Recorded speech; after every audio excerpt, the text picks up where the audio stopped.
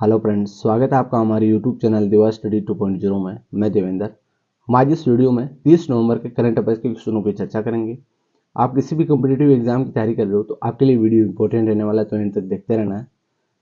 साथ ही पहला क्वेश्चन है आपका, बंगाल की खाड़ी में बने चक्रवात का नाम माइचोंग किस देश ने रखा है? बंगाल की खाड़ी में बने चक्रवात का नाम माइचोंग किस देश ने रखा है? तो साथियों इसमें आपका राइट हो जाएगा म्यांमार ने रखा है। किसने रखा है? म्यांमार देश ने रखा है। ये माइचोंग है जो हाल ही में बंगाल की खाड़ी में बनने वाला चक्रवात है। ठीक है, इसका नाम म्यांमार देश ने रखा है। बंगाल की खाड़ी में चक्रवात मिचोंग या माइचोंग आने की आशंका है। ठीक है, आने की आशंका है। दक्षिण पूर्वी बंगाल की खाड़ी और निकटवर्ती दक्षिण अंडमान सागर के ऊपर एक कम दबाव का क्षेत्र बन गया है। इसे देखते हुए उड़ीसा के 7 जिलों को अलर्ट पर रखा गया है। ठीक है, चक्रवात का ये नाम म्यांमार देश द्वारा दिया गया है और इस साल हिंद महासागर में ये छठा और बंगाल की खाड़ी में चौथा चक्रवात है। साथियों हिंद महासागर में तो छठा है और बंगाल की खाड़ी में चौथा चक्रवात है इस साल का। ठीक है, तो ये ध्यान रखना इंपॉर्टेंट है। अगला क्वेश्चन है, बीसीसीआई ने भारतीय टीम के मुख्य कोच के रूप में किसका कार्यकाल फिर से बढ़ा दिया है? बीसीसीआई ने भारतीय टीम के मुख्य कोच के रूप में किसका कार्यकाल फिर से बढ़ा दिया है? तो आपका राइट हो जाएगा साथियों राहुल द्रविड़ का। किसका? राहुल द्रविड़ का फिर से कार्यकाल बढ़ा दिया है।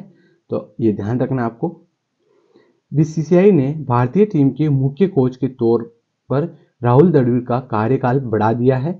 आईसीसी टी20 विश्व कप 2021 के बाद आईसीसी टी20 विश्व कप 2021 के बाद द्रविड़ ने रवि शास्त्री की जगह ली थी। राहुल द्रविड़ ने किसकी जगह ली थी? रवि शास्त्री की जगह ली थी। उन्होंने 2 साल के कार्यकाल के नियुक्त किया गया था, जो आईसीसी क्रिकेट की विश्व कप 2023 के साथ समाप्त हुआ था, जिसको उनका कार्यकाल फिर से बढ़ा दिया गया है साथियों। ठीक है, आईसीसी क्रिकेट विश्व कप 2023 तक उनका कार्यकाल था, लेकिन अब इनका कार्यकाल फिर से बढ़ा दिया है, तो ये आपको ध्यान रखना है। अगला क्वेश्चन है, हाल ही में स्वास्थ्य सेवा संचार में उत्कृष्ट योगदान के लिए पीआरएसआई राष्ट्रीय पुरस्कार से किसे सम्मानित किया गया है? हाल ही में स्वास्थ्य सेवा संचार उत्कृष्ट योगदान के लिए पीआरएसआई राष्ट्रीय पुरस्कार से किसे सम्मानित किया है? तो आपका इसमें कौन सा राइट हो जाएगा? इसमें हो जाएगा सुगंति सुंदरराज। सुगंति सुंदरराज को सम्मानित किया है।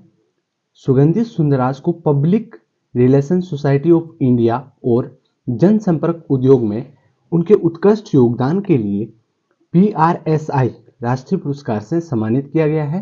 सुगंधि सुंदरराज को ये पुरस्कार नई दिल्ली में चल रहे इंटरनेशनल पब्लिक रिलेशन फेस्टिवल में मिला है।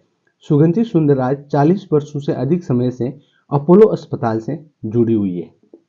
तो ये ध्यान रखना है, आपके लिए इंपॉर्टेंट क्वेश्चन है। अगला क्वेश्चन है, नोएडा अंतर्राष्ट्रीय हवाई अड्डे से उड़ान शुरू करने वाली पहली एयरलाइन कौन सी है? नोएडा अंतर्राष्ट्रीय हवाई अड्डे से उड़ानें शुरू करने वाली पहली एयरलाइन कौन सी है? तो आपका राइट हो जाएगा साथियों Indigo.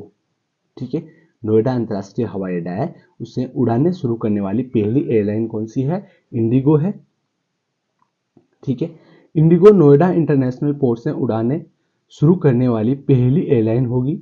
Noida international airport NIA ने हाल ही में इंडिगो के साथ एक समझौता ज्ञापन पर हस्ताक्षर किए हैं। नोएडा अंतर्राष्ट्रीय हवाई अड्डे का पहला चरण 2024 के अंत तक चालू हो जाएगा। 2024 के अंत तक चालू हो जाएगा साथियों। ठीक है, अगला क्वेश्चन है, हाल ही में दुनिया के 8वें आश्चर्य के रूप में किसे मान्यता दी गई है? दुनिया के 8वें अजूबे के रूप में किसे मान्यता दी गई है साथियों? तो आपका कौन सा राइट हो जाएगा इसमें? इसमें आपका राइट हो जाएगा डी ऑप्शन, अंकोरवाट मंदिर को। अंकोरवाट मंदिर को 8वें अजूबे के रूप में मान्यता दी है। ठीक है, यहाँ पर आप डिटेल पढ़ पाओगे।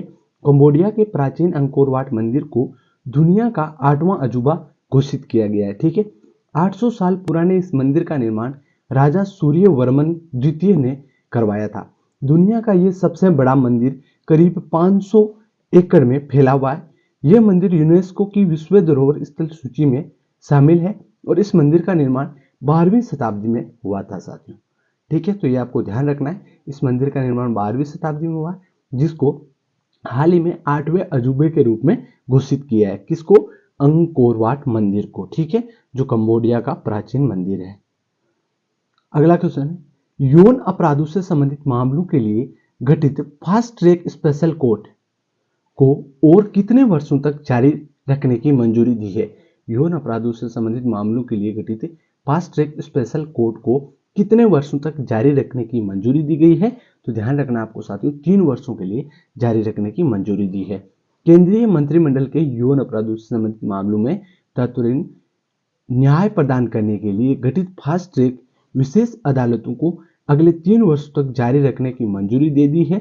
दिल्ली में निर्भया मामले के बाद 2018 में केंद्र ने 1023 फास्ट ट्रैक विशेष अदालतें स्थापित करने का निर्णय लिया था और इसे 2019 में गांधी जयंती पर 1 साल के लिए शुरू किया गया था और बाद में इसे 31 मार्च तक अतिरिक्त 2 साल के लिए बढ़ा दिया गया था और अब इसको 3 साल के लिए और बढ़ा दिया गया है।